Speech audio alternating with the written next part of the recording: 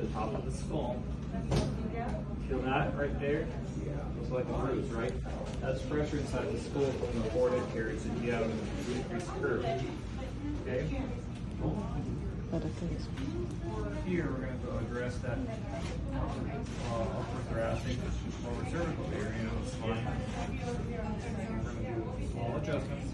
You're going to notice I don't rotate the neck a whole bunch. So it's right here. I'm just pulsing for a quick second. Okay, waiting for a little bit of a muscle fluctuation, and then it's just a small little. Ready?